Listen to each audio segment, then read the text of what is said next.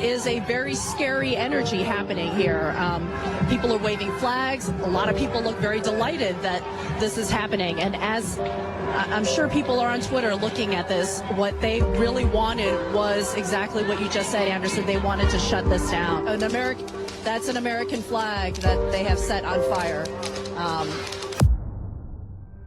Hey, Antifa, what the fuck are you doing? And I mean that in a very fundamental way. Why so malicious? Because I do not understand why anyone in the domain of politics would find these tactics useful. After the fire died down, 40 minutes later, protesters rushed towards the front of the building. Take a look at all of this chaos. Let me just give you one point of contact, something you might be able to take away from this. Your biggest problem in life is that certain people, and in this case Milo, talk about ideas you disagree with in buildings. But Antifa, when Milo talks about his ideas, you can still do whatever it is you want to do.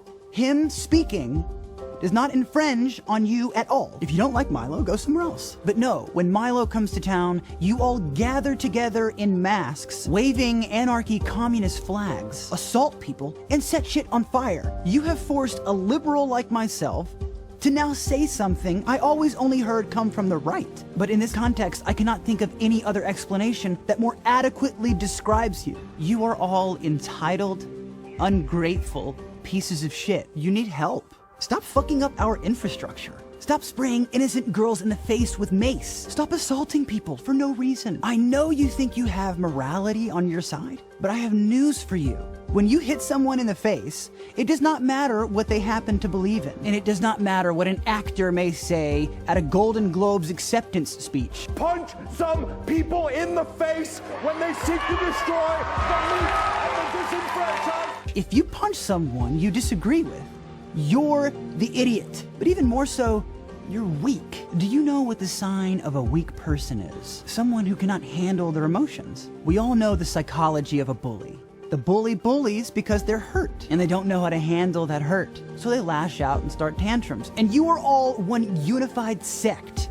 Just an organized tantrum. But you know what? I know my words will do no good because Antifa, you are the ISIS of American politics. You have proven time and time again to be a domestic terrorist organization, to have the emotional maturity of children, hell-bent on destroying the most powerful values the rest of the civilized world deeply appreciate. Freedom of speech. And yes, the freedom of assembly. I and every other person who values the Constitution understand the profound usefulness of protest. But this is not protest. I'm done seeing cases like this and hearing retorts from the regressives about the First Amendment. The First Amendment says peaceful assembly. This is not peaceful assembly. This is a bunch of pissed off little bitches who didn't get their way. If you're upset that Trump is president, that's one thing, and we can have a conversation about that. But in what world does assaulting people formulate any kind of progress? You are the reason for so many Trump supporters. You are turning